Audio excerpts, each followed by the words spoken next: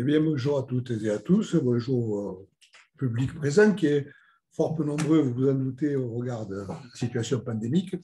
Nous avons le plaisir quand même d'accueillir le secrétaire général de la Fédération des ports et docs qui est avec nous. Nous sommes dans notre succession, notre série de séminaires, d'études sur l'histoire de la CGTU. Je rappelle, un pilotage de chantier qui est exercé par André Narissen et Michel Pigenet. Pour ceux qui assistent pour la première fois à un de nos séminaires sur le chantier sur la CGTU, voici ce que nous avons déjà réalisé, que vous pourrez retrouver sur le site de l'IHS-CGT. Donc, nous avions eu un premier séminaire qui était le but de recenser les fonds d'archives intéressant à l'histoire de la CGTU. Puis nous avons eu 3 autres séminaires qui ont eu lieu. Le 8 juin 2021, c'est Loïc Lebar, docteur en histoire, qui nous a présenté les oppositions internes à la CGTU. Le 17 septembre 2021, c'est Maria Grazia Merici qui est encore une fois avec nous. Nous avons le plaisir de l'accueillir de l'Université de Bergame, qui nous a présenté la CGTU et la main-d'œuvre étrangère. Puis dernièrement, le 6 janvier, c'est André Narissen qui était à la manœuvre et qui a traité des questions de l'unité dans la période de scission. André Narissen, qui est, on le sait, collaborateur historique de notre IHS-CGT et qui a publié de nombreux ouvrages. Voilà, il n'est pas trop tard, donc je le disais, pour regarder ces 3 séminaires qu'on peut retrouver sur le site web de l'IHS-CGT. Aujourd'hui, 18 janvier, c'est Michel Pigenet qui va travailler pour nous. Michel Pigenet est historien, professeur émérite de Paris-Sorbonne, modérateur du conseil scientifique de notre Institut d'histoire sociale, qui a été directeur du Centre d'histoire sociale du XXe siècle. Et Michel Pigenet est l'auteur de nombreux livres, je ne vais pas les citer, ou qu'il a dirigé, co-dirigé, ou écrit lui-même. Mais le dernier paru, qui concerne notamment les dockers, c'est sur les routes que j'ai parcourues autour des mémoires de Charles Marx, l'histoire des mouvements sociaux en France. Coordonné avec Daniel Tartakovsky également, la CGT 1975-1995, coordonné avec Liane Bressol, Jérôme Pellis, et la liste est longue. Donc nous allons venir à cette fédération unitaire des ports et docs. Michel Pigenet va nous traiter une période de 1922-1935 à peu près, voilà. L'étude d'une fédération des ports et docs qui donne à voir les pratiques associées à l'expérience d'une CGTU qui est aujourd'hui trop mal connue, et c'est dommage, avec des hauts, les années 20, où il n'est pas rare toutefois que les unitaires recueillent les fruits d'un dynamisme revendicatif. 1928, la fédération forte 11 000 adhérents dépasse sa rivale confédérée. Et puis, il semblerait que tout bascule à l'orée de 1930, mais Michel Pigenet va nous expliquer tout ça. Il faut étudier cette histoire de la CGTU et des ports et docs avec la place quand même stratégique que tiennent les ports dans l'économie française, dans le paysage français. Mais je ne vais pas aller au-delà et je vais laisser la place à Michel Pigenet. Merci. Alors, en effet, j'ai souhaité, avec la Fédération unitaire des ports et docs, mettre l'accent sur les pratiques.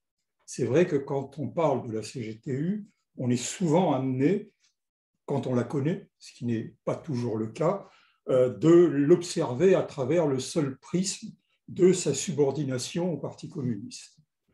Là, on va rentrer dans les activités, dans le fonctionnement concret, et notamment au niveau des sites, car on risque de ne rien comprendre à la Fédération des ports et docs si on ne va pas voir ce qui se passe dans les lieux, dans les ports eux-mêmes. Alors, au départ, on a une fédération qui, comme les autres organisations de la CGTU, est en quelque sorte portée par l'élan révolutionnaire qui commence à retomber en 1921-1922, mais qui cimente les militants qui se retrouvent dans cette fédération. Des militants qui ont déjà donné dans l'élan révolutionnaire, puisqu'ils ont été parmi les rares à pratiquer une solidarité concrète avec la Russie soviétique en refusant de charger des armes et des munitions qui partaient vers les troupes blanches au moment de la guerre civile en Russie. Alors, la Fédération des ports et docs, combien de divisions, comme disait l'autre? En chiffres, et pour autant que nos données soient exactes. Et il faut bien entendre quand même cette nuance et cette réserve. Alors, on démarre en 1922 avec 31 syndicats. La fédération qui vient de se créer, car la majorité des syndicats sont restés à la fédération confédérée, sont des minoritaires, à quelques exceptions près. Ils portent à leur tête le camionneur portuaire bordelais Pierre Fargue et le cocheur-livreur parisien Baptiste Bourg. Ça ne sent pas tellement les porcs, ça, mais on y reviendra peut-être. Au total, et sur la base des timbres payés, des quelques mois de timbres payés, elle réunirait en 22 7500 cotisants. Le rapport à l'époque est de l'ordre de 1 unitaire pour 2 confédérés jours.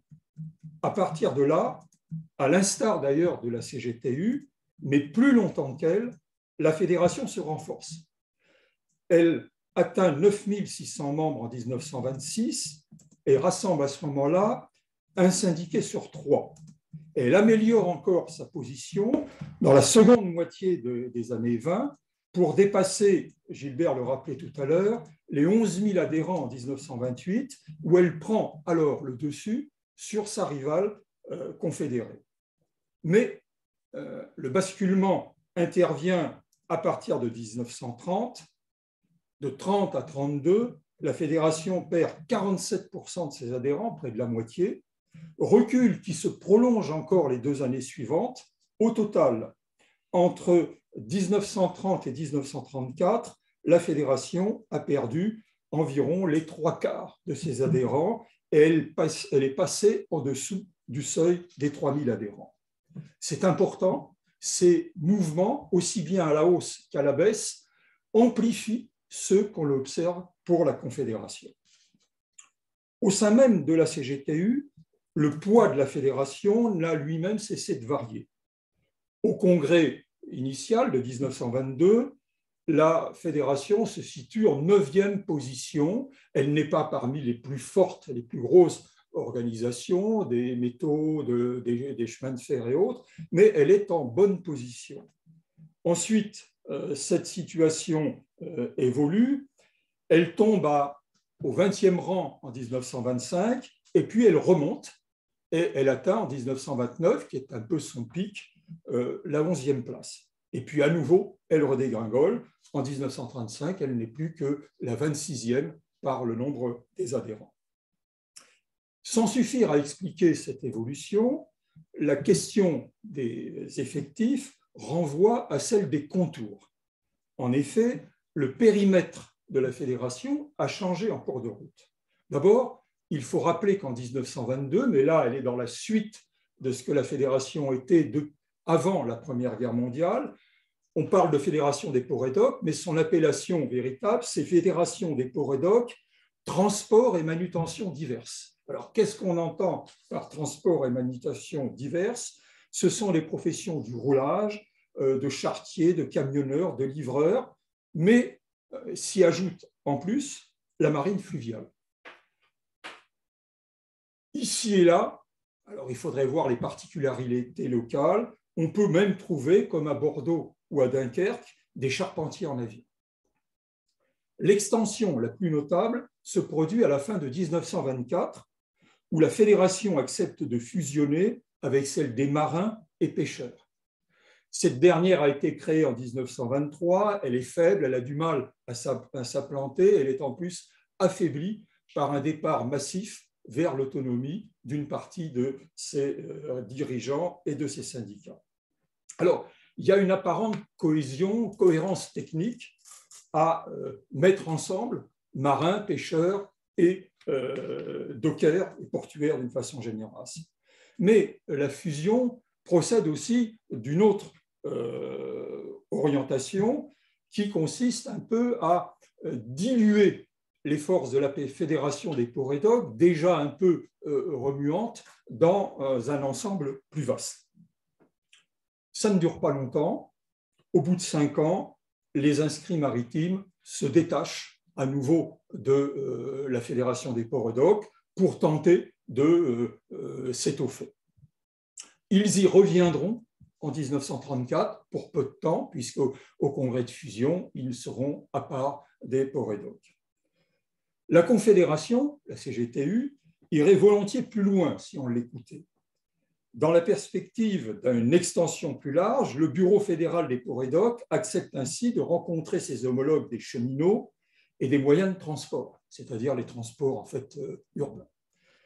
Sur leur garde, les portuaires savent l'attachement de leurs camarades à leur identité corporative, qu'ils ne souhaitent pas diluer et qu'ils ne souhaitent pas davantage diluer avec des forces qui sont plutôt favorables à la majorité confédérale, alors qu'on cessait de l'être.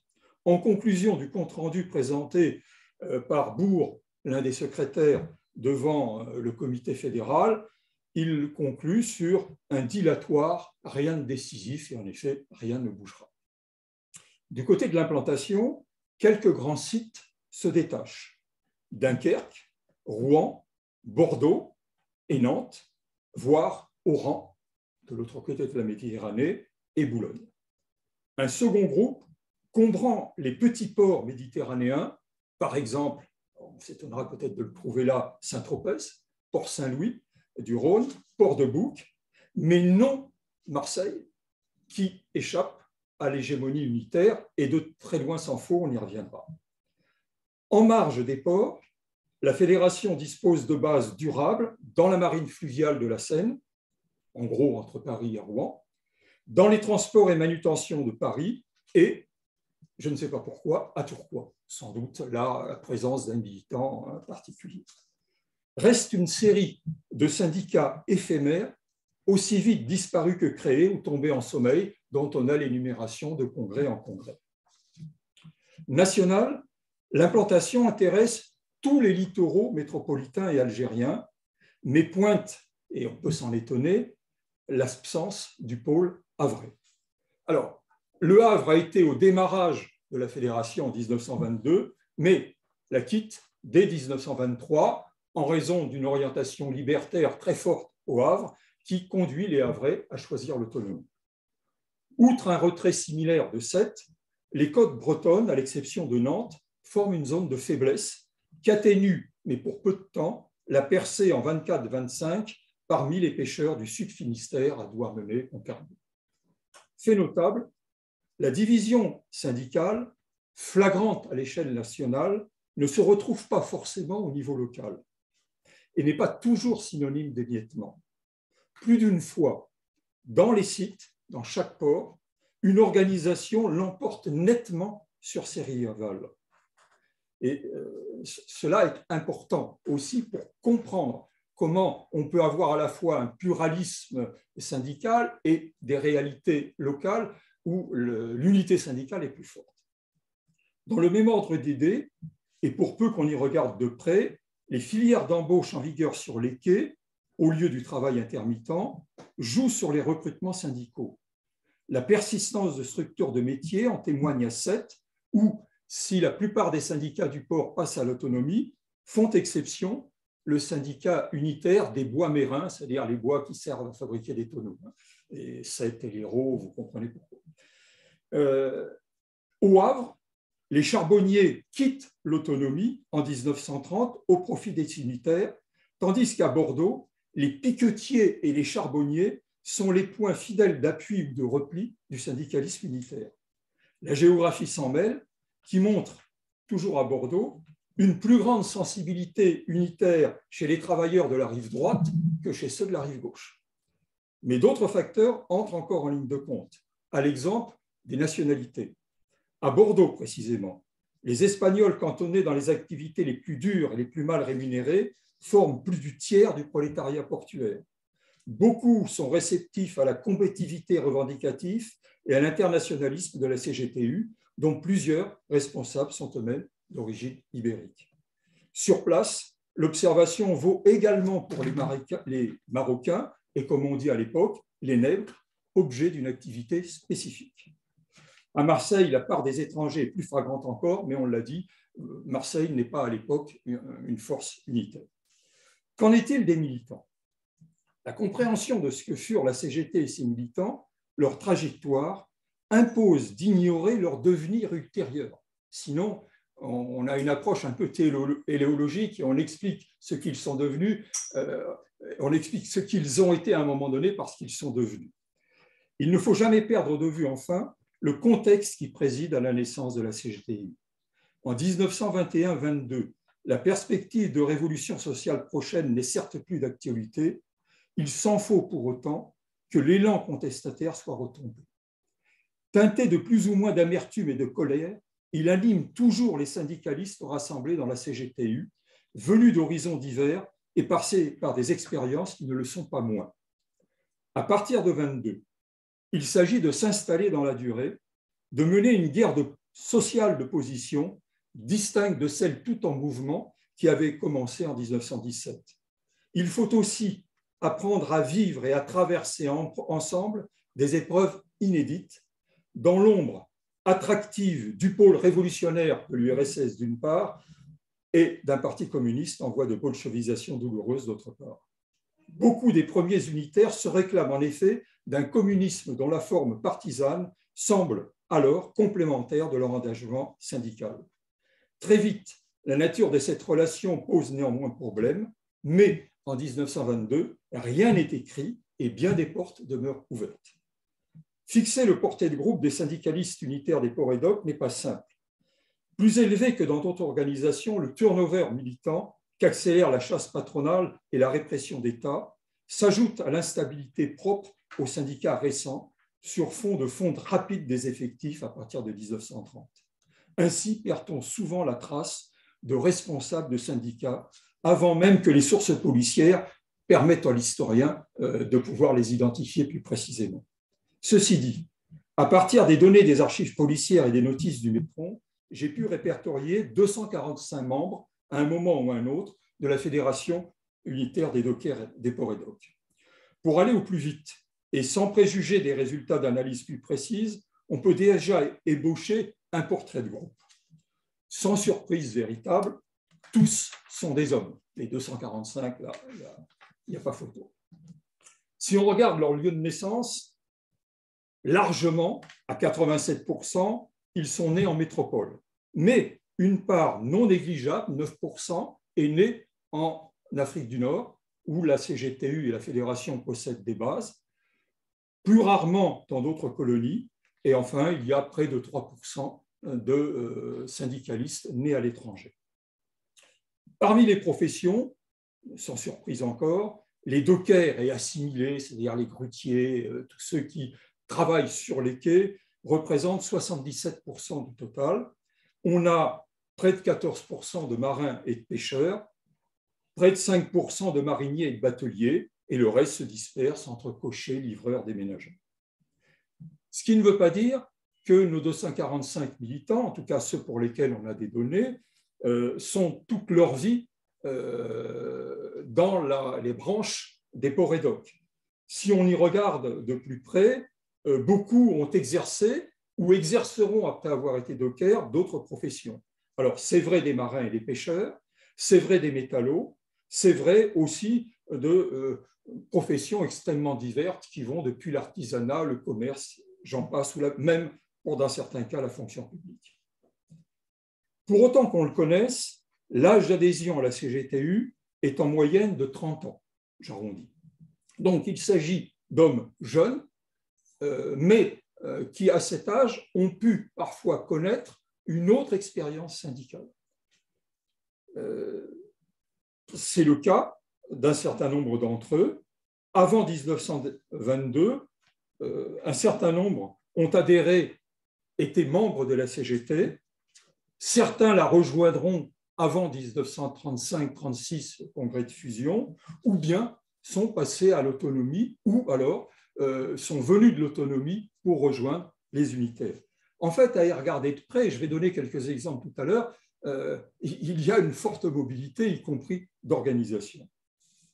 La durée d'appartenance à la CGTU est forcément variable. On a une moyenne, un peu plus de 8 ans, mais cette moyenne ne dit rien. Si on regarde par répartition, on en a 17 qui ne sont restés qu'un an à la CGTU. On en a 27 qui restent 2 à 5 ans.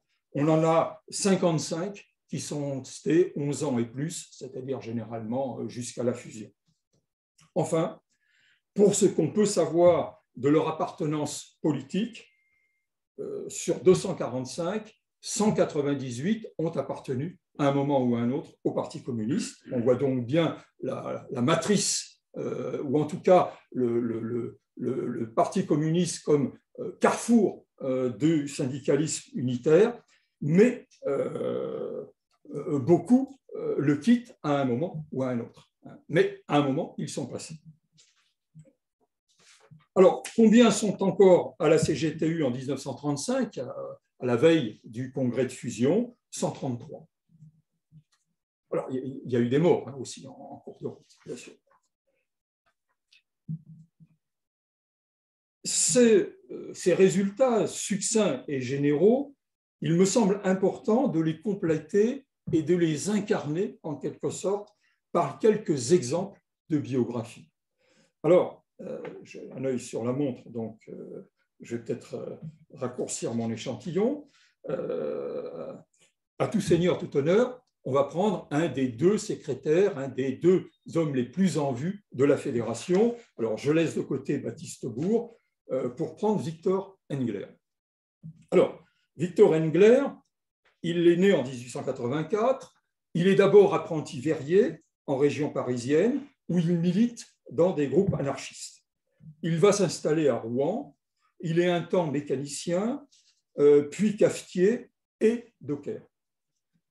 Ses camarades sur le port apprécient son sens de l'organisation, son énergie et sa force. Très vite, il est surnommé le Gros Victor, et dans les témoignages, souvent on nous parle d'un géant qui faisait plus de 2 mètres. Je suis allé vérifier dans les sources militaires, il faisait 1,70 m. Mais il n'empêche, l'image qu'il donne, c'est celui d'un géant. Socialiste, avant la guerre, il anime les grèves qui, en 1920, paralysent le port en février-mars, puis en mai. Fondateur du comité syndicaliste révolutionnaire local, il soutient l'adhésion à la Troisième Internationale et adhère au Parti communiste. Il est secrétaire de l'Union locale CGT, secrétaire adjoint de l'Union départementale, et il contribue à leur passage à toutes deux à la CGT. Secrétaire à la propagande de la Fédération des Corédocs, il est tête de liste communiste à Rouen aux élections municipales de 1925. Et là, ça commence à se dégrader. En fait, ça a commencé un peu avant. Il est en désaccord avec la ligne syndicale du Parti communiste et cette même année 1925, il signe la lettre dite des 250 adressée par des militants communistes à l'Internationale communiste où il reproche au Parti communiste français une vision autoritaire des rapports et unilatérale entre partis et syndicats. Il est menacé d'exclusion, mais il y échappe sur intervention express de l'Internationale communiste qui voit en Engler un militant de qualité qu'il ne faut pas laisser partir comme ça. Malgré les critiques dont il fait l'objet, donc, il passe aux yeux des dirigeants de l'Internationale communiste pour un authentique représentant du prolétariat français, ce qui lui vaut d'entrer la même année, l'année où on l'a menacé d'exclusion, au comité central du Parti communiste. Rassurez-vous, si je puis dire, pour peu de temps. Les désaccords s'aggravant, il est exclu au début de l'année 27. À sa suite, l'Union locale de Rouen, dont il restera secrétaire jusqu'à sa mort, passe dans l'opposition confédérale. Élu secrétaire général de la Fédération en 1928, il a conduit entre-temps la grève victorieuse des dockers de Rouen en juin 28, qui conforte l'hégémonie unitaire sur ce port. Partisan de l'unité syndicale, il rallie la Ligue syndicaliste et figure parmi les dirigeants en vue de la minorité confédérale. Signataire de l'appel des 22 pour la reconstruction de l'unité syndicale, il est de nouveau convoqué à Moscou en 1931 par la direction de l'Internationale syndicale rouge. Il déjeune en privé avec Klosowski, qui tente une ultime démarche, je cite, « Comment toi, Engler, tu te permets une pareille tâche? Intelligent comme tu es, reprends donc nos directives et travaille pour propager notre opinion dans toute la France. » Ce n'est pas ce qui se passe. De retour au pays, il doit désormais faire face aux rudes attaques des communistes. ceci résolu à saper sa popularité parmi les dockers rouennais, pour lesquels il obtient la création d'une caisse de chômage, et il rend coup pour coup à ses adversaires de tendance, qu'il écarte du syndicat, mais précipite du même coup la création d'un comité de chômeurs qui va lutter contre le syndicat qu'il domine encore. En perte de vitesse, Englert rompt définitivement avec la CGTU au début de l'année 1934 et passe peu après à la CGT, où certains redoutent cependant qu'il renoue avec sa combativité d'antan. Il y entraîne la majorité de l'union locale et une partie du syndicat des dockers, mais diabétique, il tombe gravement malade en novembre 1935 et meurt en décembre. Autre exemple, cette fois du côté des partisans de la majorité confédérale, j'en avais d'autres, mais je passe, René Martinez.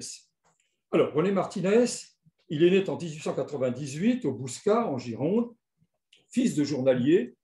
Il travaille d'abord dans la verrerie entre 1911 et 1925. Cette année-là, il embarque comme marin sur un navire de commerce, puis se réenracine sur les quais, où il ne va plus quitter sur le quai de Bordeaux. D'abord militant des jeunesses communistes, il a adhéré au Parti communiste en 1923, au sein duquel il accède au bureau régional en 1930, qu'il quitte l'année suivante pour se recentrer sur ses tâches syndicales. Secrétaire trésorier du syndicat unitaire des dockers, il en devient le secrétaire général après le départ de Constant et Gillet. Je passe. Il cumule cette fonction en 1932 avec celle de secrétaire de l'Union régionale. À partir de 1934, il peut s'appuyer sur le concours efficace de Frédou-Briac, un confédéré passé à la CGT, et tirer parti du regain de combativité des dockers soumis à des baisses de salaire. Après la réunification et à la faveur des luttes et de la syndicalisation massive, il réussit avec ses camarades à prendre la direction du syndicat, fief jusque-là des confédérés. Après la défaite, libéré des obligations militaires, il passe à la clandestinité et réapparaît en 1944, où il retrouve sa place à la tête du syndicat et il sera membre du Bureau fédéral des ports et docks jusqu'en 1960. Enfin, pour confirmer l'extrême variété des parcours, je finirai sur celui singulier mais non unique d'un dirigeant marseillais. Quand même. Alors, Noël Schiavaldini, il est né en 1895 à Marseille. Il a d'abord été mousse avant de partir à la guerre, d'où il revient amputé d'un bras, et malgré ce handicap, il travaille sur le port après la guerre. Syndiqué à la CGTU, il est sensible d'abord aux thèses libertaires, puis adhère au Parti communiste, dont il est membre en 1923. Il défend ses couleurs au municipal de 25, il est élu à la commission exécutive de la 8e Union régionale unitaire, mais déjà des responsables lui reprochent une inactivité politique, en fait, en rapport avec ses désaccords sur l'orientation, sur la politique syndicale du Parti communiste. La rupture avec le PSF intervient en 1929, année où son syndicat refuse de participer à la grève politique du 1er août et vote contre le rapport moral du congrès de la majorité confédérale à la CGT. Il demeure cependant à la tête du syndicat unitaire des dockers, dont la presse communiste l'accuse d'avoir fait sa propriété personnelle. Dans ses souvenirs, qui ne sont pas forcément objectifs, Charles Tillon décrit, je le cite, un Corse rondouillard à la solde de Bourg et de Victor Englert qui trafiquait sur le plan local, avec l'aide de médecins marrons, des congés aux assurances sociales en faveur des dockers qui prenaient chez lui leur carte syndicale. De fait, proche de Sabiani, qui glisse de plus en plus vers la droite extrême, Schiavaldini possède villas et voitures.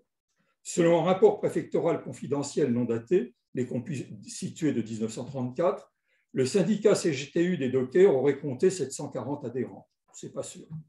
À cette date, de toute façon, l'offensive communiste lancée pour la reconquête du syndicat marque des points. Au printemps 1935, Schiavaldini est exclu du conseil syndical, puis du syndicat, sous l'accusation de vol au préjudice de l'organisation. Entre-temps, Victor Gagnère est un peu intervenu et a bousculé un peu la réunion. Il est écarté de toute responsabilité, tente d'organiser un faux processus de réunification avec les confédérés, mais à ce moment-là, il est évincé pour un temps de la scène marseillaise. Il réapparaît toutefois en 1938 en tant que secrétaire d'une union syndicale des dockers français, syndicat sabianiste, L'épuration anticommuniste de 39-40 lui permet de revenir à la tête d'un syndicat de dockers composé, selon un rapport de police, de gens tarés, de moralité douteuse, militants extrémistes en 14-18, qui profitent de la situation actuelle en se déclarant confédérés, mais ont combattu le communisme depuis 1936. Membre du PPF, il sera arrêté à la Libération et condamné à 10 ans d'indignité nationale. Bon, vous le voyez, les itinéraires sont variés. Alors, les pratiques. Alors, les pratiques, on les a quand même un peu croisées jusque-là, mais les refus, les déceptions, les frustrations et les espoirs qui décident les syndicalistes de 21 au choix incertain de créer ou de rejoindre la CGTU ne suffisent pas plus à définir une stratégie qu'à valider une tactique. Les plus anciens et expérimentés se réfèrent volontiers à un syndicalisme révolutionnaire dont ils perçoivent mieux maintenant, rétrospectivement, les lacunes et les faiblesses. Tous, pour l'air, je l'ai dit, soutiennent la révolution soviétique. Tous, des libertaires aux socialistes reconvertis en communistes, lisent ce qu'ils croient comprendre des réalités russes à l'aune de leur grille de lecture plurielle jusqu'à l'incompatibilité, comme on va le voir. Sur le quai, le syndicalisme au quotidien ne saurait se satisfaire toutefois de déclarations de principe. Au syndicalisme de la présence, inauguré pendant la guerre, dont les confédérés se réclament aux confins de l'intégration, les unitaires opposent un syndicalisme de mobilisation permanente, au risque, maintes fois éprouvé, de l'avant-gardisme qui isole, de défaites qui épuisent, ou encore de proclamations enflammées sans effet et qui discréditent. Ces dérives coûtent cher aux organisations et aux militants, plus à l'aise par gros temps de grève. Que ce soit à Rouen, où Engler fait ses preuves dès 1919-20, puis en 28, au Havre en 1922, à Dunkerque 4 ans plus tard, à Bordeaux ou à Nantes en 28 et 29 ou à Marseille en 35, c'est toujours à la faveur de mouvements amples, durs et longs que les unitaires s'affirment et bousculent leurs rivaux. Adeptes de l'action directe, attentifs à multiplier les délégués aux échelons élémentaires des chantiers et des équipes, à veiller au respect minutieux des acquis, ils peinent à maintenir longtemps le haut niveau de mobilisation que ces pratiques exercent. Il est guère plus facile d'ailleurs, à l'issue d'une victoire, de discipliner les syndiqués tentés d'abuser du rapport de force momentané. Employeurs et administrations font tout de leur côté pour tourner la page unitaire. Dans un premier temps, ils refusent d'établir des relations régulières qu'ils entretenaient avec les confédérés et pour peu que ces derniers, minoritaires et conserver quelque audience, leur donnent la préférence. Obligés de négocier, les administrations et les employeurs font traîner les discussions, voire vont à l'épreuve de force. Les lock-outs sont fréquents, ainsi que le recours à des officines de briseurs de grève rompues aux affrontements sanglants que répriment les forces de l'ordre, rapidement dépêchées pour assurer la liberté du travail. Attachés aux structures de concertation héritées de la guerre, les confédérés peinent par la suite à démontrer l'utilité, faute de résultats probants, quand elles ne les piègent pas. Ainsi en va-t-il des commissions départementales tripartites qui mesurent l'évolution du coût de la vie, auxquelles les confédérés participent sans en maîtriser le fonctionnement, mais qui les lient à travers des clauses d'échelle mobile. Si les hausses de salaire ne sont pas contestées, beaucoup de conflits éclatent à la nombre de baisses. Hostiles à ces clauses, les unitaires ont beau jeu alors de les dénoncer et d'appeler à la lutte.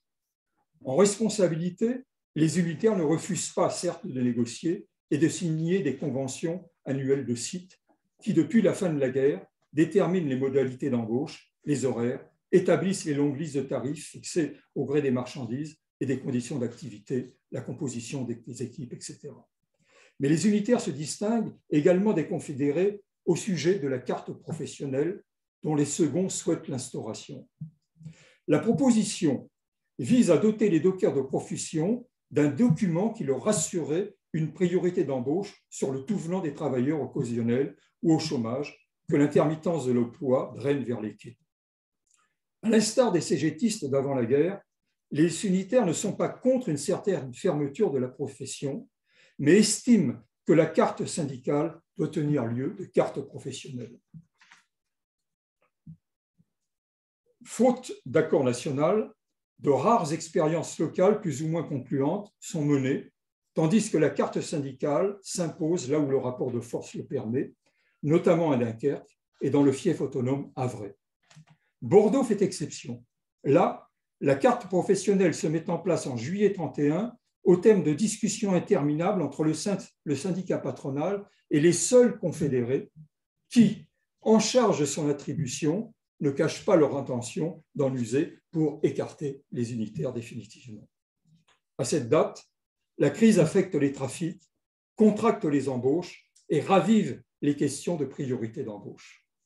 Les statistiques témoignent des difficultés d'embauche. En janvier 1935, pour les 13 principaux ports français et leurs 23 600 dockers, un total sans doute sous-estimé, on estime la moyenne des embauches quotidiennes à 8 484, c'est-à-dire une petite minorité des dockers. La concurrence des hommes s'exacerbe et fragilise les solidarités ouvrières. Déstabilisés sur la défensive, les syndicats perdent l'initiative. Au gré des orientations, ils négocient l'érosion des acquis, comme les confédérés, ou combattent le dos au mur, comme les unitaires, délaissés par des adhérents, sévrés de résultats. Il importe alors d'obtenir la création de bureaux de chômage qui, facultatifs, sont du ressort des municipalités avec lesquelles il faut s'entendre, voire tenter d'améliorer le cadre réglementaire peu adapté aux réalités de l'intermittence. Sur ce terrain, les confédérés ont plus souvent l'oreille des élus locaux que les unitaires. À Rouen, cependant, Engler, dont le syndicat s'était doté auparavant d'une caisse de chômage, démontre que rien n'est impossible, y compris l'ouverture d'un bureau spécifique aux dockers et géré par lui-même. De fait, les unitaires contribuent par ailleurs au développement d'un syndicalisme de service dont les clubs de marins, les caisses de secours ou des cliniques offrent des exemples inégalement probants de Dunkerque à Marseille en passant par Bordeaux. La conjoncture économique et la volonté confédérale de renverser la majorité oppositionnelle des ports et docks érigent le chômage et ses victimes en enjeu des luttes de tendance. La tactique basiste des syndicalistes communistes s'accompagne d'une orientation revendicative qu'impulse Charles Quillon, auquel la Confédération a confié la mission de redresser la fédération. Cohérent et précis, le programme qu'il détaille en juillet 1934 englobe les allocations de chômage, les salaires, la durée du travail, les conditions de travail et d'embauche essentielles dans les ports, la lutte contre les bateaux-citernes. Le nouveau secrétaire fédéral appelle ses camarades, et c'est quelque chose de nouveau dans ces termes-là, à se pencher sur les plus petites revendications préalables à la réalisation de la fédération de masse qu'il appelle de ses voeux, mais qui reste encore un objectif assez lointain, disons-le. Reste que, sans même parler des clivages politiques qui désagrègent le ciment révolutionnaire initial, la mise en œuvre des décisions et des projets repose sur les syndicats locaux. Alors, je pourrais m'attarder sur plusieurs cas locaux, je passerai assez vite, quitte à y revenir. On pourrait évoquer Rouen, qui est unitaire quasiment d'un bout à l'autre, où cette hégémonie unitaire donne à son secrétaire, qui est aussi un réalisateur, une large gamme d'actions et de diverses œuvres. Au gré des conjonctures, le syndicat use à la fois ou successivement de la baisse des rendements, du refus des heures supplémentaires, de nuit, du dimanche ou des jours fériés, pour aller jusqu'à la grève de 24 heures, sans écarter le conflit de plus longue durée en cas de lockout. Par ailleurs, la mutualité syndicale couvre à la fois la maladie, le chômage, prévoit un sou du soldat, aide envoyée aux jeunes conscrits, l'aide aux emprisonnés et une caisse de grève. La situation est différente à Bordeaux, où là, la conflictualité et la rivalité entre confédérés et unitaires est plus vive. Néanmoins, les unitaires parviennent à prendre l'avantage à l'issue des 8 semaines de grève de l'automne 1928, marquées par un lockout et la mise en déroute de briseurs de grève et des arrestations. Les confédérés sont débordés et les unitaires sont plus à l'aise avec la combativité nouvelle des dockers qui jugent insuffisante la revalorisation des salaires consécutive à l'accord d'échelle mobile. En 1929, le syndicat unitaire passe à 1800 ou 2000 adhérents contre 350 à son homologue confédéré. Il édite un journal, Le Cri du Port, tiré à 2200 exemplaires, et il est capable d'organiser une grande fête champêtre avec l'appui d'une fanfare des dockers et la constitution d'équipes sportives. À l'automne, il peut avancer de l'argent pour les premiers travaux d'une clinique syndicale.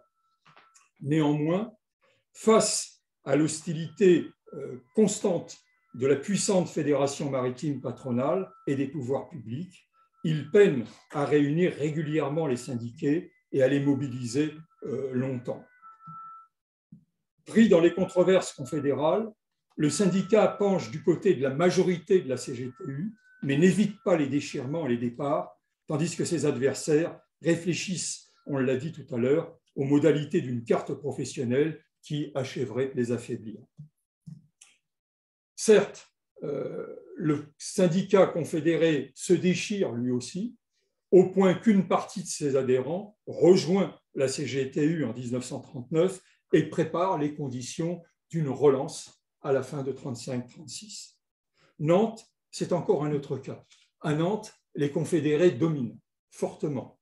Il y a un petit syndicat unitaire qui le reste petit jusqu'à ce que, en 1929, à la faveur d'une grève, là encore, la majorité des syndiqués confédérés passe chez les unitaires et du coup, le syndicat unitaire devient majoritaire, mais avec une majorité qui est constituée d'anciens confédérés. Et l'ancien secrétaire confédéré devient le nouveau secrétaire du syndicat unitaire.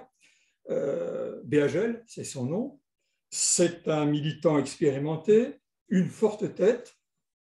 Il l'a montré au sein du syndicat confédéré, mais il ne tarde pas à récuser toute subordination politique. En clair, il penche du côté de Bourg et Engler plutôt que du côté des orientations confédérales.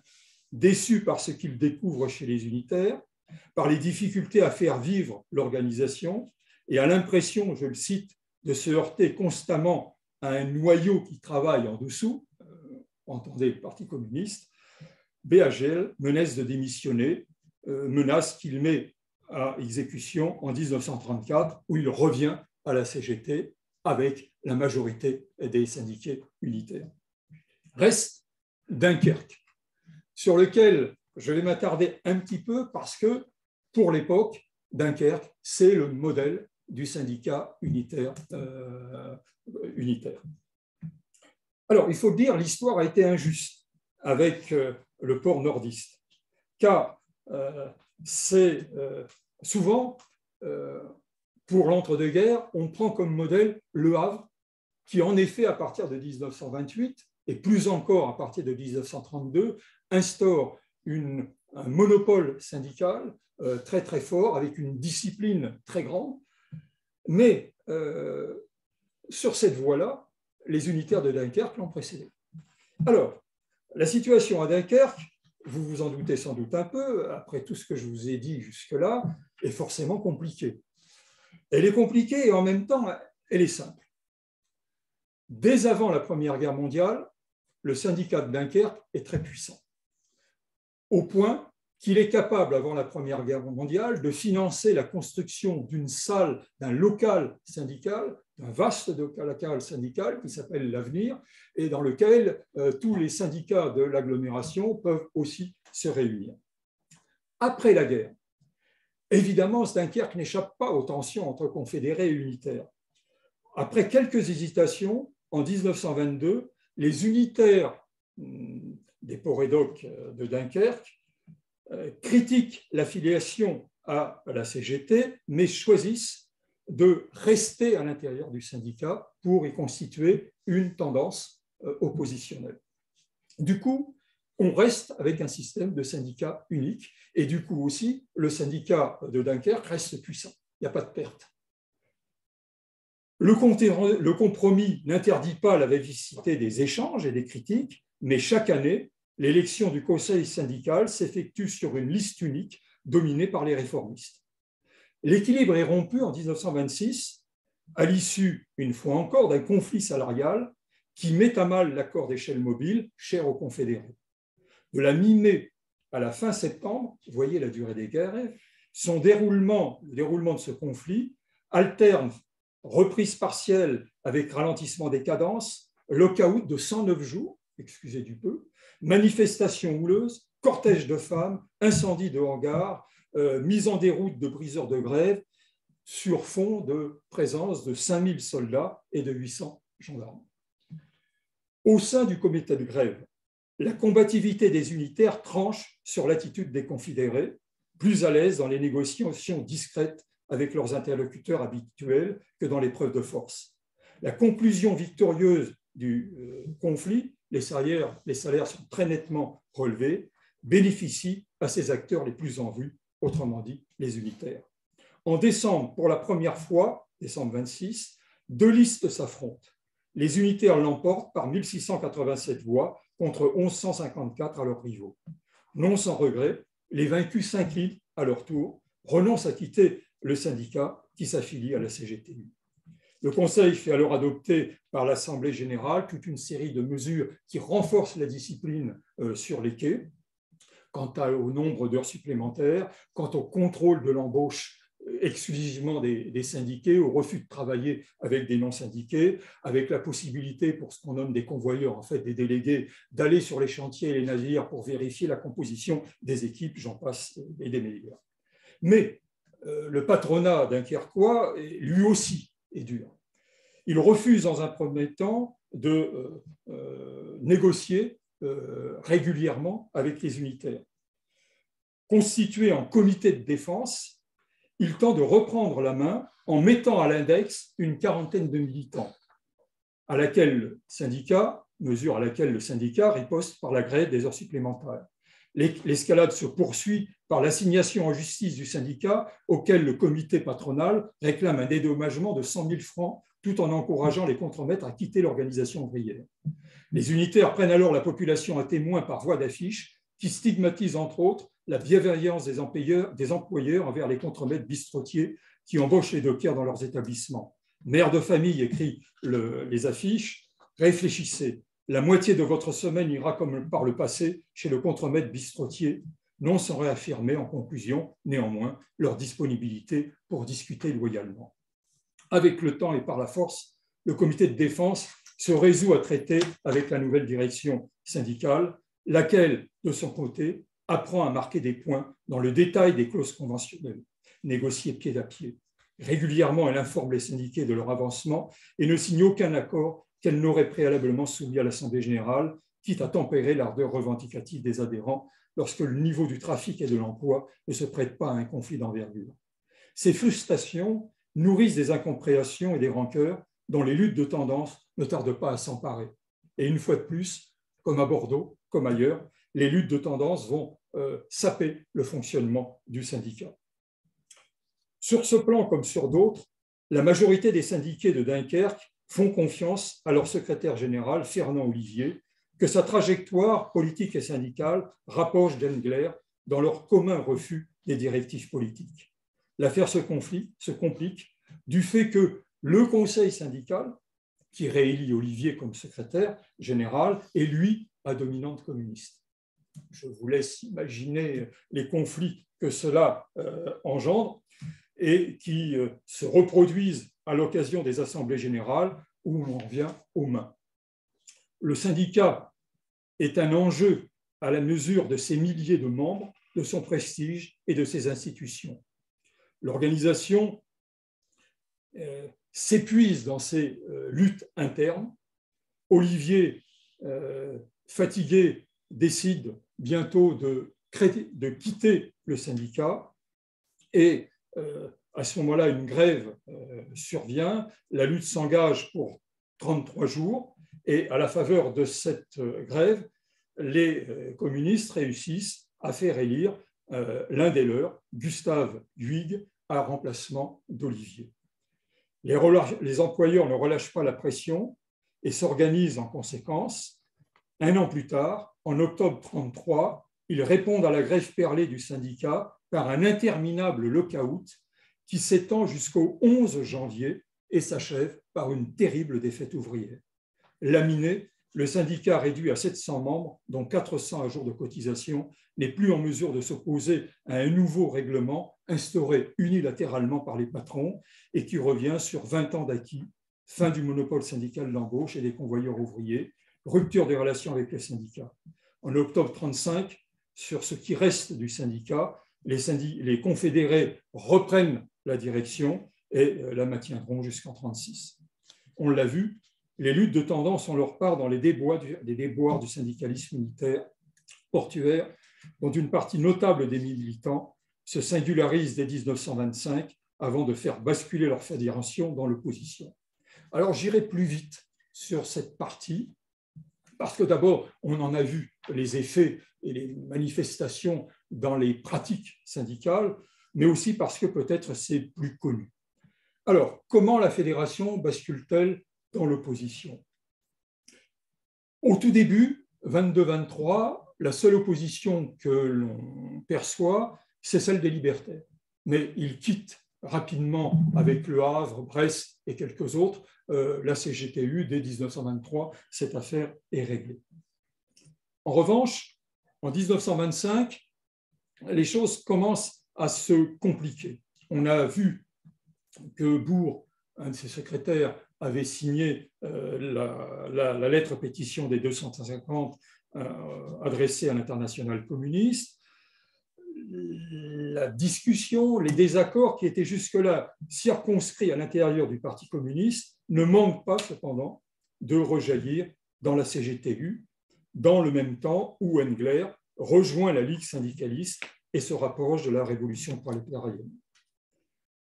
Tandis que le Parti communiste l'exclut, lui et ses amis de son organisation, les Porédoc confirment ces militants à leur tête. En prévision du congrès confédéral de 27, Englert et Bourg alertent leurs camarades sur certains enjeux de l'ordre du jour du congrès confédéral et s'assurent du soutien de la majorité des délégués à ce congrès sur une ligne dont la condamnation du réformisme va de pair avec la préservation de l'indépendance syndicale. Afin de le signifier, les délégués repoussent le rapport présenté par Tabard favorable au test confédérable. Au congrès de la CGTU, à l'heure des votes, la majorité des syndicats des Porédoc approuve avec des réserves le rapport moral, mais Englert marque sa différence en le repoussant et s'en expliquant. Rappelant qu'il a, en toutes circonstances, défendu la révolution russe, il dénonce les procédés utilisés contre lui dans sa région et l'inefficacité de la tactique adaptée envers les confédérés, dont, dit-il, les chefs ont une influence réelle sur leurs troupes. Nous sommes décidés à nous défendre, prévient-il. Vous aurez la responsabilité, dit-il à l'adresse des dirigeants confédéraux, des résultats pénibles qui peuvent surgir de l'attitude que vous aurez prise à notre égard. Malgré tout, les ponts ne sont pas encore complètement rompus. Englert est rajouté pour siéger à la commission des candidatures, cependant que Fargue et Bourg sont élus comme titulaires et suppléants à la commission exécutive confédérale. 2 ans plus tard, la fédération passe cette fois ouvertement à l'opposition. En dépit des résultats acquis dans les grèves et des progrès de l'organisation, les débats sont vifs au sein des syndicats comme au Congrès fédéral, où la majorité attaque les responsables de la Fédération des Porédoc. Au Congrès confédéral, sur les 37 voix exprimées par les syndicats des Porédoc, 10 approuvent la direction confédérale, 24 votent contre et 3 s'abstiennent. Dorénavant, tous les coups sont permis. Le bourreau confédéral résolu à soustraire de l'influence d'Englert la Fédération des Porédoc décide de contourner sa direction et de la mettre devant le fait accompli. Il soutient la diffusion d'un journal, Le Cri du Docker, dont le premier numéro, en avril 1930, tape à boulet rouge sur la Fédération des Porédoc. En avril 30, encore, il convoque au Havre, ce bureau confédéral, au Havre et à Marseille, 2 congrès ouvriers des travailleurs des ports, des littoraux manche-atlantique d'une part et méditerranéens d'autre part. À chaque fois, les participants à ces congrès votent à l'unanimité une résolution stigmatisant la position d'autonomie prise par les dirigeants de la fédération qui se sont placés volontairement en dehors de l'activité de la CGTU et leur alliance masquée avec les chefs jaunes, confédérés et autonomes. La crise économique n'arrange rien, qui complique le paiement des cotisations et achève de vider les syndicats de membres dégoûtés par ces luttes intestines. En quête d'armistice, Engler accepte en 1933 de voter le rapport d'activité confédérale auquel peu de syndicats et Porrédoc ont envoyé des délégués. Il s'attire les foudres, entre autres de Frachon et de Racamon, à tel point que Blanquaert, un des dirigeants du syndicat des bateliers qui ont animé la première grève des bateliers pendant l'été, déclare « On ne sait plus quoi faire avec vous ». D'évidence, la coexistence dans la même organisation n'est plus possible. La direction fédérale des Porrédoc examine les modalités de son ralliement à la CGT qui, dès le printemps, aide financièrement Fargue et Bourg. Le 20 avril 1934, celui-ci, Bourg, évoque dans une lettre à Loriot, le secrétaire général des Confédérés, de la Fédération confédérée, l'accord unanime de son comité fédéral pour un resserrement aux conditions fixées par les confédérés. Il est question aussi de marquer le coup par la publication d'un manifeste qui en expliquerait les raisons afin, précise Bourg, de détruire la propagande néfaste des démagogues, les unitaires inféodés au Parti communiste. Cette fois, la rupture est consommée. Informée des tractations, la CGTU alerte ses partisans. Tillon et Mauvais sont affectés à la reprise en main de ce qu'il reste de la fédération. Avec Tabard, il constitue une commission d'organisation d'un congrès extraordinaire qui se réunit à la hâte les 7 et 8 juillet 1934 et porte Tillon à la tête de la fédération unitaire, revenue dans la majorité confédérale. Dernier point, et je terminerai là-dessus, rassurez-vous, l'action internationale qui est aussi, je crois, aide à éclairer l'acharnement avec lequel la direction confédérale veut reprendre le contrôle de cette fédération. D'emblée, l'internationale communiste s'est souciée des conditions techniques de ces liaisons mondiales. À cette fin, elle a créé en 1921 un département des liaisons internationales, OMS en russe, en charge de la supervision et de l'intendance de ces réseaux et agents clandestins, de la circulation de ces militants, des informations et divers matériels. Simultanément, l'Internationale syndicale rouge se dote de comités internationaux de propagande structurés sur le plan professionnel. Celui des transports est l'un des 4 premiers fondés en 1921. Organisation de sommet, ce comité ne tient pas lieu de section internationale des syndicats de la branche, mais développe des liens étroits avec eux. Leur concours est ainsi décisif pour la multiplication, par exemple, des clubs internationaux de marins. Au total, près de 80 d'entre eux sont ouverts aux 4 coins du monde, dont 5 en France, à Marseille, Dunkerque, Bordeaux, Le Havre et Strasbourg. Lieu de détente, ces clubs permettent aussi des réunions et la diffusion de journaux et de brochures. Ces initiatives s'inscrivent dans les perspectives révolutionnaires de l'époque, de la place que les marins et les dockers sont censés y tenir. En 1927, le 6e point de la résolution sur la guerre adoptée par le Congrès de la CGTI le dit sans embâche. Il convient, indique-t-il, de développer et renforcer au maximum les syndicats de dockers et de marins dans les grands ports, de lutter pour y conquérir non seulement une influence prépondérante, mais aussi pour doter ces organisations d'une direction véritablement révolutionnaire, capable d'appliquer les décisions qui pourront être prises par la CGTU concernant le boycott et le sabotage du transport de troupes, d'armes et de munitions pour la guerre.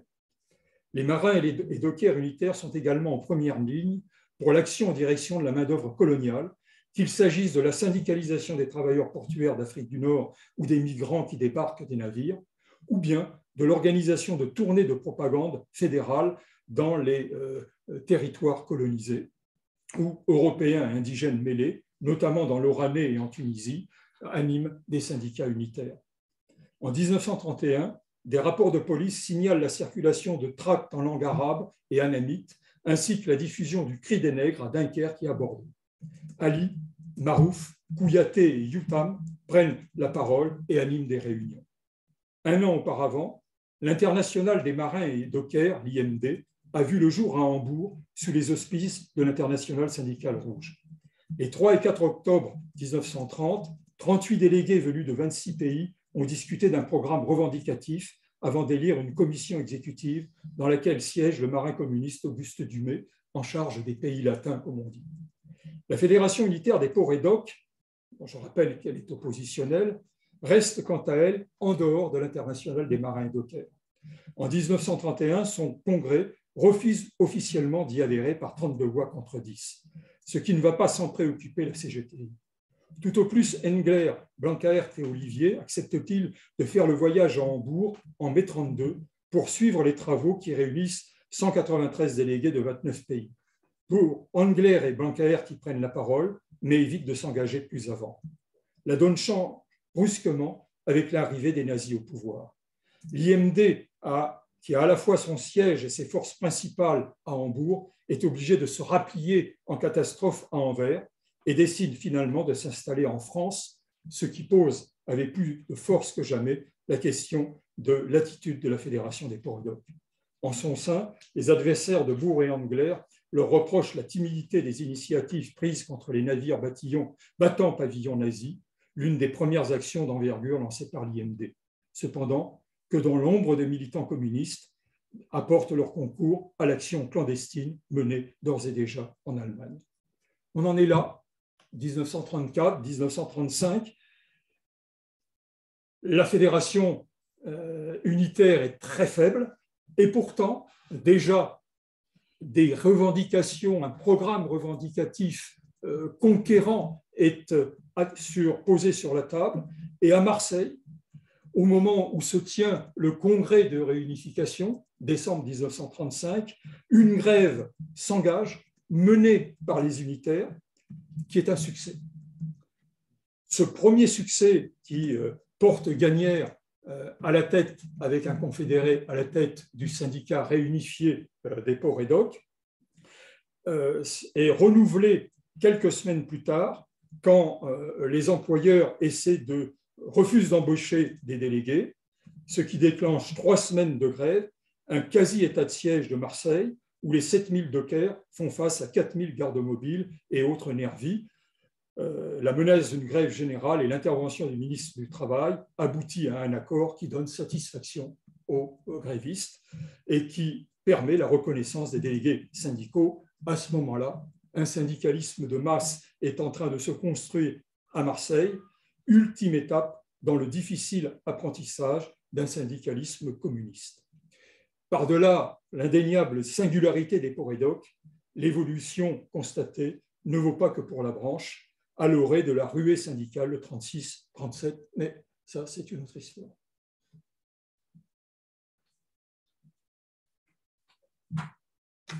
Merci Michel. Une histoire riche, dense, particulière. Ça méritait quand même une observation très particulière de cette fédération CGTU des ports et docks, parce qu'une existence et une ligne de travail très particulière et singulière. Voilà. Mais on va laisser maintenant la parole soit à la salle, questionnement, interventions. Mais c'est difficile d'en rajouter quand même. On peut questionner. Ou alors à nos intervenants, nos auditeurs qui sont sur Internet. Voilà. Sur Internet, j'ai John Barsman qui a levé la main. Donc je peux lui on peut commencer comme ça, oui. Hein, on peut commencer par Internet pour une fois. Donc, hop, voilà, John, nous t'entendons. Enfin, je crois que tu peux parler là. Vous ne me voyez pas et vous m'entendez? Exactement, on t'entend parfaitement. OK. Bon, merci à Michel pour cet exposé. Bonjour à tout le monde. J'ai juste une question assez de détail. C'est sur la question de quel est le premier syndicat de port à établir une convention collective avec le patronat qui s'est imposée dans la durée et qui est allé vers le recrutement, enfin l'embauche uniquement réservée aux syndiqués. Donc tu dis Dunkerque en 26, moi je découvre beaucoup de choses, c'est merveilleux. Mais d'après ce que tu as dit, ça ne s'est pas maintenu. Il y a eu une contre-offensive patronale qui a un peu ébranlé les choses. Et la différence avec le Havre, c'est qu'à partir de 28, la Convention s'est renforcée de plus en plus. Et donc, la doxa un peu commune, la sagesse conventionnelle de dire que la première ville à avoir établi, le premier port à avoir établi cette affaire, c'est le Havre. Et voilà, la question c'est est-ce qu'on peut dire ça ou est-ce que tu as quelque chose d'autre en tête? Alors, il faudrait que je sois prudent sans doute dans ma réponse, mais alors, en fait, alors, il y a des précédents, mais qui sont éphémères. Il y a par exemple Marseille, au tournant du siècle. Il y a ce qu'on appelle la fiche rouge, qui, à la suite d'une grève de grande ampleur, instaure, mais ça ne va pas durer longtemps, un monopole syndical d'embauche avec contrôle, mais ça dure peu de temps. Bon. Donc, il y a des précédents. Il y a d'autres exemples où, en fin de grève, les dockers, les syndicats réussissent à établir ce rapport de force, mais encore une fois, il est fragile et il ne dure pas. Alors, le cas de Dunkerque, on peut quand même en discuter, parce que le monopole syndical d'embauche, en fait, il a commencé avant 1926. Le fait que le syndicat de Dunkerque ait échappé à la scission lui permet de conserver une syndicalisation quasi générale des dockers de Dunkerque, et de fait, le refus de travailler avec des non-syndiqués est une pratique qui existe avant 1926. Autrement dit, sur ce plan-là, Dunkerque démarre avant la victoire des unitaires. Après, ce sont d'autres pratiques qui distinguent les confédérés des unitaires. Mais sur cet aspect-là, c'est en place au sortir de la Première Guerre mondiale. Donc, en fait, cet aspect des choses dure à Dunkerque, on va dire, de l'après-Première Guerre mondiale jusqu'en 1934. Ce qui fait qu'on ne peut pas qualifier le cas de Dunkerque d'éphémère. Il y a quand même là des pratiques. Alors, mais je t'accorde que le cas du Havre, je l'ai dit d'ailleurs dans mon propos, indéniablement, au Havre, il n'y a pas d'interruption. Bon, on mettra de côté évidemment la Deuxième Guerre mondiale, parce que d'ailleurs l'activité au Havre cesse quasi complètement, mais cette parenthèse tragique, mais cette parenthèse de la Première Guerre mondiale, excepté au Havre en 28, et je crois, et tu seras d'accord avec moi, conforté par le succès de 1932, se prolonge quasiment jusqu'à nos jours. Bon. Donc là, je suis d'accord avec toi. Mais il m'a semblé intéressant de mettre en avant le modèle dunkerquois qui, pour les unitaires, est jusqu'en 1934 un vrai modèle. D'accord ? Je ne sais pas, Georges, je ne sais pas si... Je ne sais pas comment ça marche. Oui, oui, c'est très bien. Merci. Ensuite, tu as qui? Je n'ai pas d'autres questions sur Internet pour l'instant. Je vous ai assommé. Pas assommé, mais c'est riche. Il faut digérer, quoi. Alors, j'ai quand même... Si, j'ai une question de Jean-Louis Robert. Il m'a posé par écrit, Jean-Louis. Pourrais-tu développer la situation à Marseille? Pourquoi l'extrême faiblesse des unitaires dans un département où la CGTU se tient plutôt bien? Alors, il faut revenir à la composition de la main-d'œuvre portuaire marseillaise. Les statistiques qui sont d'ailleurs objet de polémiques locales s'accordent, en tout cas, pour dire que les dockers, français de souche, sont minoritaires. Alors, selon les cas, on dit 10%, 20%, mais assurément, ils sont minoritaires. Face à des dockers d'origine variée, alors un très fort contingent italien, mais aussi des Maltais, mais aussi des Espagnols, mais aussi des Nord-Africains, et c'est la Légion étrangère du travail, le port de Marseille. Et ça ne date pas de l'entre-deux-guerres, hein. C'est vieux, à tel point que, j'évoquais tout à l'heure, les grandes grèves de Marseille du tournant 19e, 20e siècle, à tel point que, pour surmonter et je reviendrai sur l'origine aussi de ces tensions, pour surmonter les tensions entre nationalités, il s'est créé un syndicat international dont la dénomination était syndicat international, qui voulait bien dire par là que lui était ouvert à toutes les nationalités, alors qu'il existait à côté des syndicats français, entendez, xénophobes, et qui... alors, bon, la pluralité nationale est toujours une difficulté, hein, à construire une cohésion ouvrière. Mais n'oublions pas les particularités portuaires. On n'a pas là une embauche une fois pour toutes. On a un système qui est régi par l'intermittence, c'est-à-dire que vous êtes embauché non pas seulement même une fois par jour, vous êtes embauché 2 fois par jour, hein, puisqu'on est parfois, alors ça varie selon les endroits, mais par des vacations qui se renouvellent 2 fois dans la journée. Alors, quand il y a beaucoup de trafic, donc quand il y a beaucoup d'embauches, ça va. Et même, on ouvre, hein, on embauche le tout venant de ceux qui n'ont pas de travail ailleurs. Mais pour peu que le trafic se réduise, alors il peut se réduire en raison d'une crise économique, les années 30 de ce côté-là sont très dures dans les ports, mais le trafic ne cesse de fluctuer toute l'année. Il y a des saisons où, en raison des récoltes ou en raison de la météo marine, il y a des fortes arrivées, et puis il y a des périodes où on attend les navires.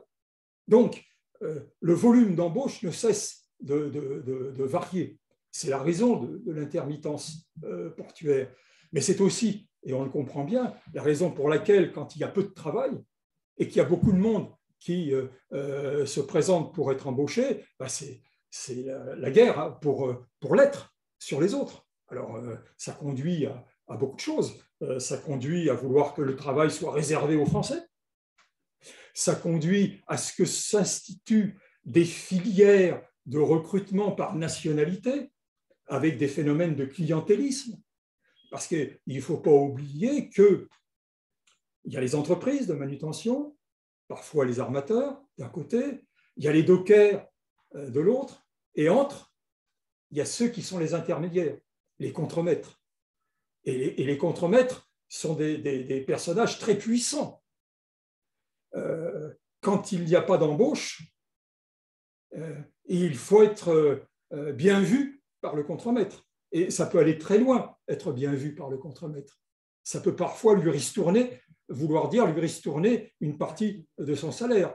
Ça veut dire aller consommer dans le bar que, tiens, comme par surprise, il a à côté des lieux d'embauche, et où vous serez payé, évidemment, moyennant une consommation ou 2 ou 3. Hein, rappelez-vous la fiche du syndicat unitaire de Dunkerque qui s'adresse aux femmes de dockers en leur disant rappelez-vous, hein, l'époque où vos maris passaient la moitié de leur salaire chez les contremaîtres bistrotiers. Bon. Donc, il se crée des filières de recrutement, des filières donc, qui font jouer tous les jeux habituels du clientélisme et qui jouent aussi sur des réseaux d'origine. Il y a des filières de recrutement maltais, il y a des filières de recrutement italien, il y a des critères de recrutement français, et ainsi de suite. Et donc, on a sur le port de Marseille une segmentation très forte. Et indéniablement, la CGTU, avec son discours internationaliste, ne passe pas. D'autant que, alors, on va en rajouter sur les filières. J'ai évoqué tout à l'heure Saviani. Alors, attention, Simon Saviani, c'est le fondateur du Parti communiste à Marseille, un des principaux fondateurs du Parti communiste à Marseille. Sciavaldani, dont j'ai parlé tout à l'heure, il y en a un autre qui s'appelle Nazi. Bon, comme dit Tillon, il n'est pas responsable de son nom. Hein. Ce sont des militants qui sont au départ communistes et qui vont suivre Saviani et qui vont jouer sur ces filières de recrutement. Alors là, c'est franco-français, hein, c'est corse, car Saviani construit une partie de son influence politique, y compris communiste, hein, dans la période où il est, sur ces réseaux corses. Et ces réseaux corses, ils fonctionnent aussi en faveur du syndicat unitaire. Mais du même coup, ceux qui ne sont pas corses, alors, eh ben, dans la mesure où le syndicat unitaire est aussi, et de plus en plus, au fur et à mesure où, en quelque sorte, la conscience syndicale de Sciavaldani et Nazi devient de moins en moins forte, ces critères corses deviennent prépondérants, d'autant que, alors ça s'en rajoute, hein, on voit comment la glissade s'opère, une partie du recrutement des dockers unitaires sert de service d'ordre pour Saviani. Et de fait, le syndicat unitaire va très vite être imprégné, gangréné par la pègre, par une pègre qui est en voie d'internationalisation et pour laquelle c'est ce qu'on appellera plus tard la French Connection, qui est déjà en train de se mettre en place. Parce que les amis de Saviani, il le revendique lui-même, hein, même par affiche, c'est Carbone et Spirito, c'est-à-dire les gros bonnets de la pègre locale. Mais attention, quand je dis gros bonnets, ils ont commencé par faire fort. Il ne faudrait pas m'attarder trop quand même là-dessus, hein. On s'éloigne de la fédération unitaire, mais ils ont commencé par la prostitution, mais surtout, ils mettent sur pied un trafic international de la drogue. C'est eux les premiers qui mettent ça en place. Et la drogue, pour circuler, eh ben, elle arrive de Turquie, elle arrive par les bateaux. Et donc, si vous avez un syndicat qui ferme les yeux ou qui facilite les choses, c'est pas mal non plus. Et voilà. Et donc, ce syndicat unitaire, tel qu'il est, et tel qu'il a dérivé, il n'était pas forcément comme ça au départ, mais tel que lui et ses dirigeants ont dérivé, bah, il n'attire pas. Hein. Il n'attire pas. Et il faut attendre 1934 pour que là, à ce moment-là, alors il y a incontestablement le rôle de Tillon, hein, mais il n'est pas toujours sur place, qui va, avec l'aide des unitaires, de la métallurgie, avec l'aide de Nedelec, avec l'aide, en effet, des forces principales des unitaires dans l'agglomération de Marseille, pour constituer et essayer de reconstituer une opposition à ces dirigeants. Alors ça se règle, hein, au point, au gancho, c'est-à-dire, vous savez, c'est les crocs, hein, et au revolver. Et bon, et finalement, les communistes reprennent le dessus. Bon, ils ont le vent en poupe, hein, ça aide ces choses-là, mais ça ne se règle qu'au printemps 1935. Et il y a des coups échangés. Alors à ce moment-là, les communistes ayant repris la direction du syndicat unitaire, alors ils sont d'une certaine façon, ils sont servis par la conjoncture. Voilà que les patrons décident de baisser les salaires.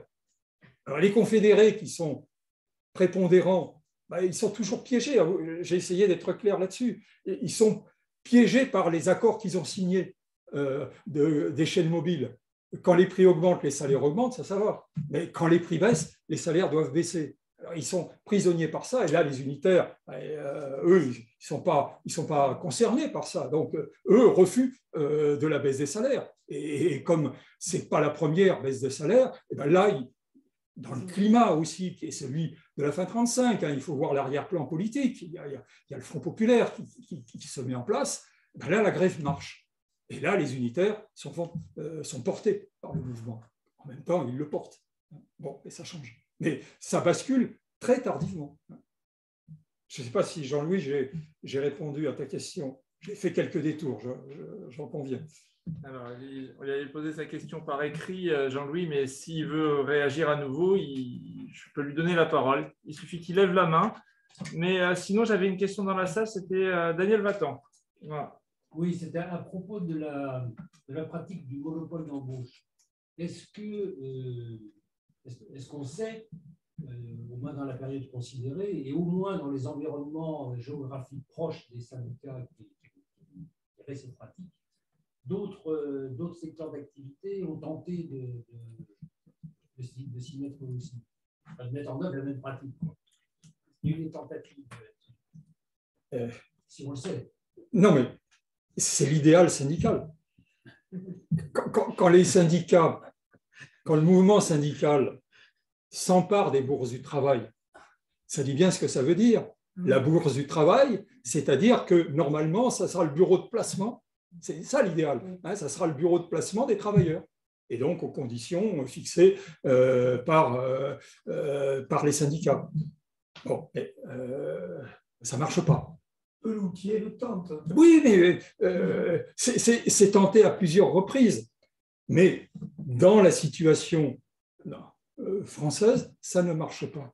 Notez que dans d'autres pays, ça marche. Alors, pour ceux qui ne l'ont pas entendu, André Narid-Sens m'a devancé, mais ça marche en Angleterre. C'est parfois appliqué aux États-Unis. Mais c'est très difficile. Alors, en France, un des secteurs, une des branches où ça a marché, c'est le livre. Alors, attention, pas tellement dans les imprimeries, plutôt dans la presse, où là, pendant longtemps, c'est le syndicat, d'une certaine façon, qui, une fois l'accord conclu, envoie des salariés dans les différentes presses, imprimeries de presse. Là, ça a fonctionné. Alors, pourquoi dans les ports ça marche? Ce n'est pas une question génétique. Ça marche en France, ça met du temps quand même pour marcher. Parce qu'il y a quand même des tentatives. Au XIXe siècle, il y a déjà, dès que le syndicalisme docker se constitue, c'est la première chose qu'il tente de mettre sur pied. Et je vais dire pourquoi. Parce que le syndicalisme docker, d'une certaine façon, ne peut durablement exister que dans les conditions de l'intermittence, que par ce monopole. D'une certaine façon, où il y a un syndicat, où il n'y a pas de syndicat. Et quand je dis un syndicat, c'est un syndicat unique, et avec une syndicalisation générale. Parce que sinon, s'il y a la concurrence, c'est le cas d'une partie des ports dans l'entre-deux-guerres, évidemment, le patronat va appuyer sur tout ce que j'ai expliqué tout à l'heure, toute cette segmentation, alors plus ou moins forte selon les ports, pour la segmentation nationale, mais sur tous les clivages qui peuvent exister, et plus largement sur la concurrence, qui fait que n'importe qui peut prétendre s'embaucher sur les ports. Alors, être en mesure d'effectuer le travail, c'est une autre histoire. Le travail de docker n'est pas qu'un travail de muscle, mais ça, je ne peux pas tout dire aujourd'hui. Donc, alors, ça marche, c'est l'objectif, parce que, encore une fois, sur les ports, ouverts à toute force de travail qui veut s'y présenter, s'il n'y a pas le contrôle syndical, le syndicat ne peut pas tenir. Bon, donc c'est ça ou rien, d'une certaine façon. Mais ça ne vaut pas que pour la France. Partout où l'intermittence portuaire existe, les formes d'organisation, aussi variées soient-elles, quant à leur orientation politique, quant à leur degré d'internationalisme, peu importe, partout où l'intermittence existe dans les ports, on a vu se mettre en place des systèmes similaires. Et donc, ce qu'il faut bien voir, c'est que les dockers français, alors là, on déborde de la période unitaire. Je ne sais pas si j'ai le droit. Le fondateur, alors quand même, le fondateur de la Fédération des ports et docks, c'est Charles Marc, qui a été marin, qui a vécu en Angleterre et qui a vu la force des syndicats anglais, notamment sur les ports. Et donc, il y a une circulation des expériences, ça s'échange. Et d'une certaine façon, les syndicats français, ils sont alors, condamnés au monopole syndical, d'une certaine façon, à la fois pour les raisons de l'intermittence propre à chaque site, mais aussi parce qu'ils peuvent savoir de ce qui marche à l'étranger. Et les syndicats portuaires, je dirais par définition, ils ont toujours un œil sur l'étranger. Alors, pas autant que les marins, mais néanmoins. Et notez que quand on regarde de près la biographie d'un certain nombre de dirigeants syndicalistes des dockers, beaucoup sont passés à un moment ou à un autre par la marine. Mais bon, ça nous mènerait encore plus loin. Une observation pour le rapport entre monopole syndical et précarité, disons, de l'embauche, c'est le cas typique du syndicat des ouvriers agricoles italiens, qui avait fondé sa force exactement sur le monopole syndical, sur le bord de l'embauche, qui s'appelait imponibile di manodopera, c'est-à-dire un certain nombre pas seulement le monopole de l'embauche, mais une quantité fixée par rapport à la dimension de l'exploitation agricole, et qui, au fond, on peut faire un raccourci, la haine sociale du patronat agricole fasciste qui les a poussés à soutenir le fascisme était exactement contre ce monopole. Mais là, il n'y avait pas absolument le problème de la pluralité de présence nationale, parce que c'était le produit d'une immigration intérieure, mais pas d'une vie. C'est-à-dire les campagnes, surtout du nord du pays. Il n'y avait pas ce problème, justement, en effet. C'est vrai que le nom que tu as cité des syndicalistes des colonies, je les ai rencontrés en approchant la main-d'œuvre étrangère. Mais c'est ce rapport très, très fort de la précarité du travail et de la nécessité d'exister en tant que contrôleur, disons, de l'embauche. Alors, peut-être une précision pour éviter peut-être un malentendu. Il n'existe, pour la période dont je parle, aucun texte qui réglemente ce monopole d'embauche. Simplement, mais le simplement est un euphémisme, la règle et la discipline syndicale, c'est de refuser de travailler avec des non-syndiqués. Donc, si un contremaître embauche des non-syndiqués, les autres disent non, moi, je ne travaille pas avec. Mais donc, aussi, voilà. Aussi pour les travailleurs agricoles, ça devient formel dans les années 19 et 20. Mais avant, c'était justement pratique, une pratique très forte. Et alors, les unitaires, j'y insiste, sont à l'époque opposés à la carte professionnelle. Parce que la carte professionnelle introduit le patronat, parce que elle est attribuée à accord paritaire, mais aussi l'administration. Et donc, la méfiance à l'égard du patronat de l'administration fait que les unitaires sont contre la carte professionnelle, ils sont pour la carte syndicale. Mais les confédérés, alors ils sont un peu divisés là-dessus, mais eux, surtout quand ils sont talonnés par les unitaires, ils sont pour la carte professionnelle parce qu'ils savent qu'eux vont conclure un accord avec l'administration et avec les employeurs, et à ce moment-là, c'est eux qui auront la mainmise sur l'embauche, et donc, du coup, leurs rivaux seront écartés.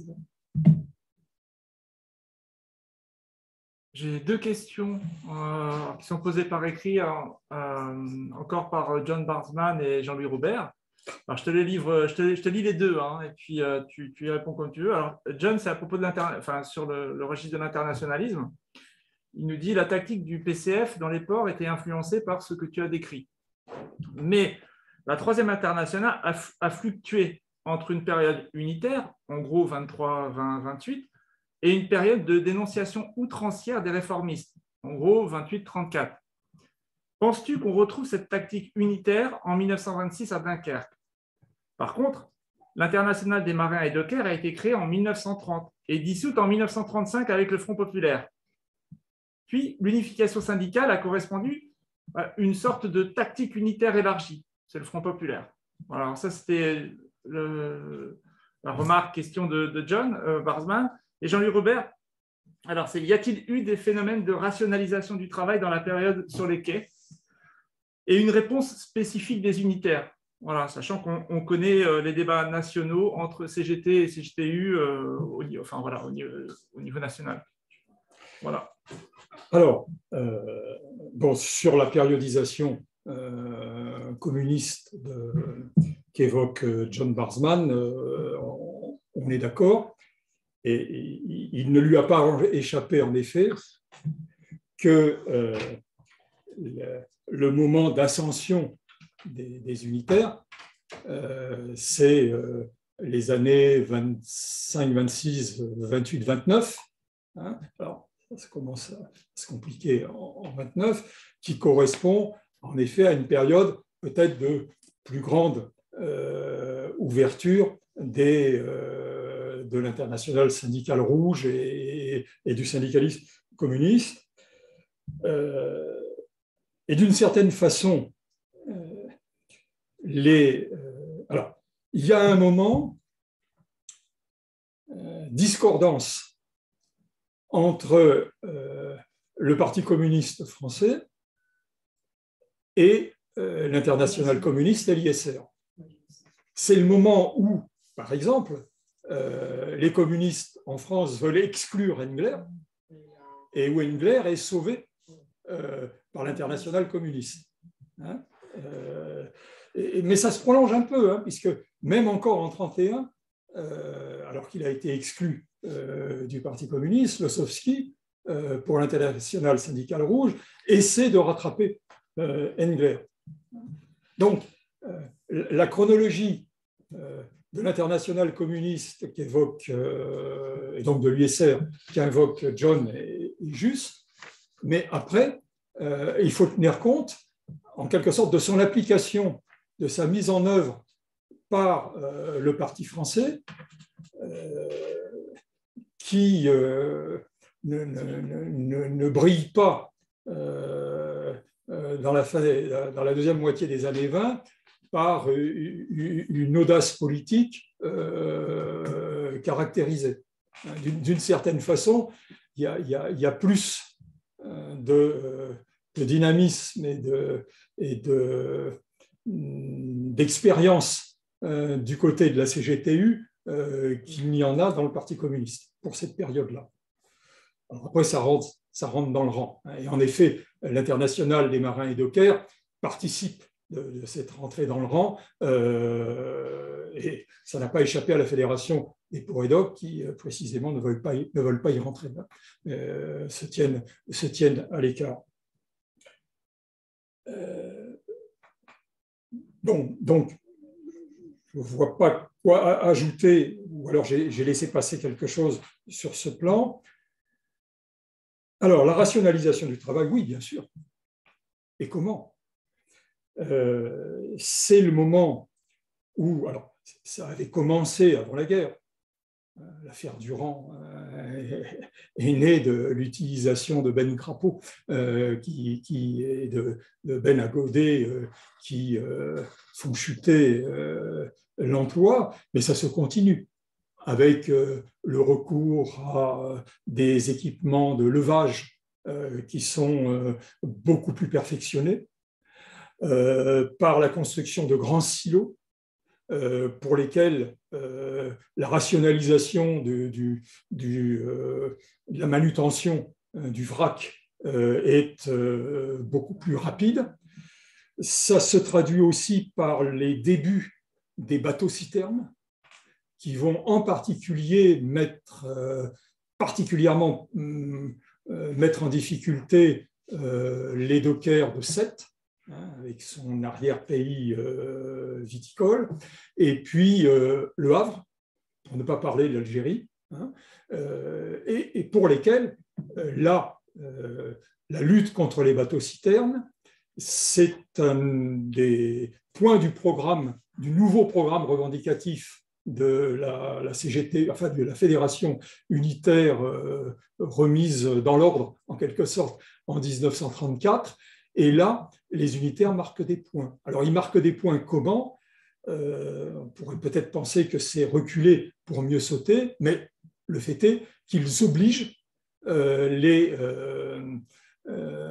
renoncer ou à contingenter l'usage des bateaux-citernes. Ça se réglera après la Deuxième Guerre mondiale, cette question, mais là, déjà, ils marquent des points. Et ça se réglera par la Deuxième Guerre mondiale financièrement. C'est-à-dire que les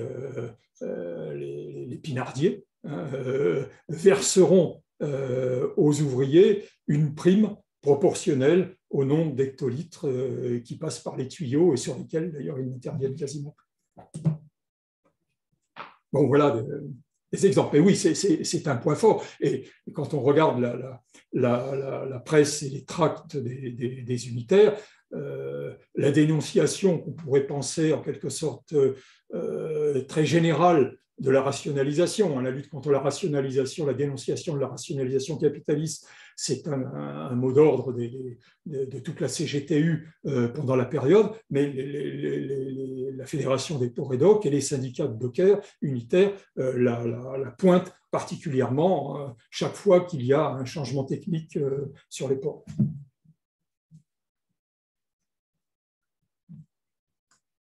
Alors moi, je n'ai pas d'autres questions sur Internet.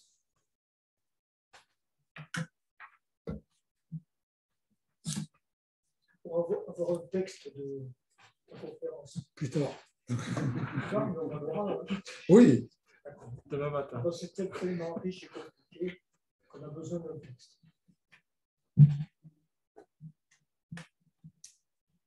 Et alors, bien sûr, alors, je fais mon autocritique, c'est dans l'air du temps. Il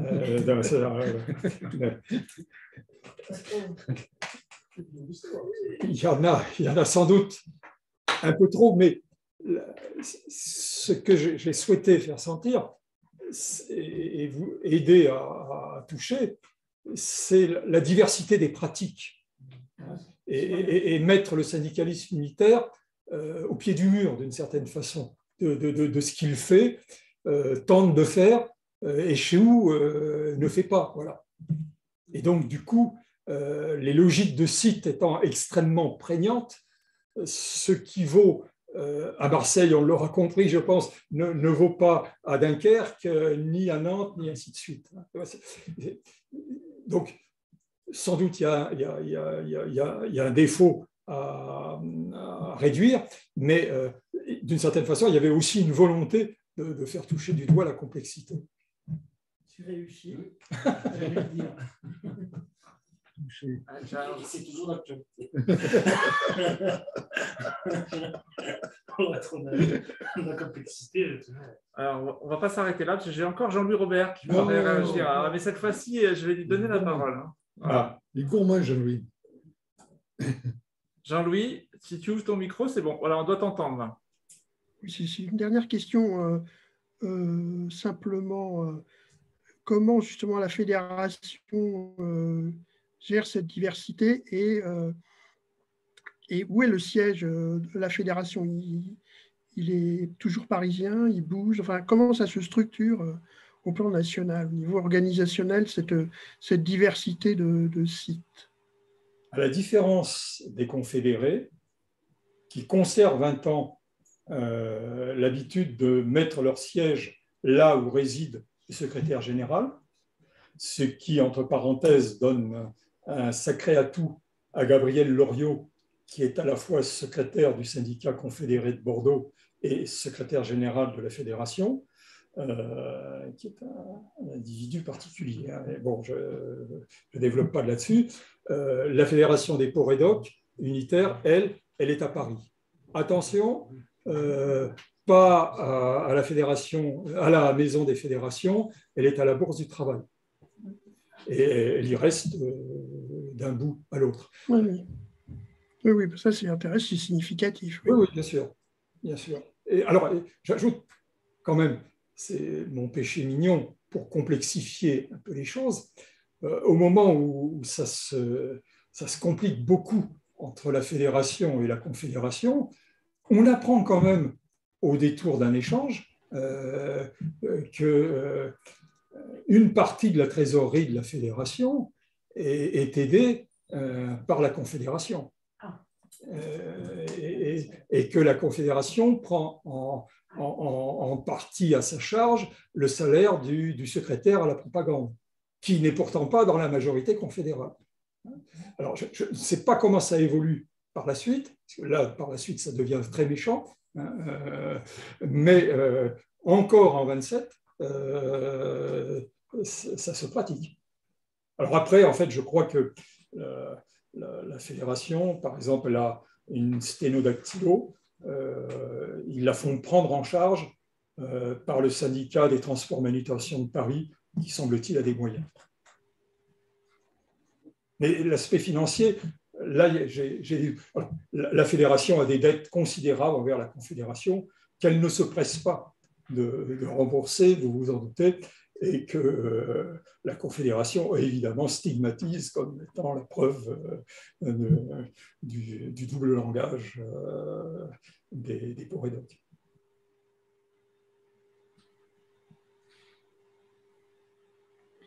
Est-ce que ça te va, Jean-Louis? Oui, ça va. Ma seule question maintenant, c'est la suite du programme. Oui, voilà. Merci, Michel. Non, parce que jusqu'à présent, effectivement, on a travaillé d'une certaine façon sur l'existant, sur les travaux que les uns et les autres pouvaient mobiliser. Et maintenant, il faudrait avancer vers des terrains voilà, inexplorés ou en tout cas peu explorés. Et donc, la suite, on en rediscutera dans une réunion commune, mais effectivement, c'est quelque chose, c'est un pas qu'il faut franchir.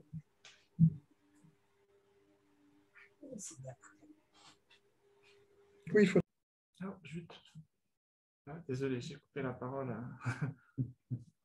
Mais juste un brin de parole pour saluer celles et ceux qui nous ont suivis, soit par Internet, et puis celles et ceux qui étaient avec nous dans cette salle.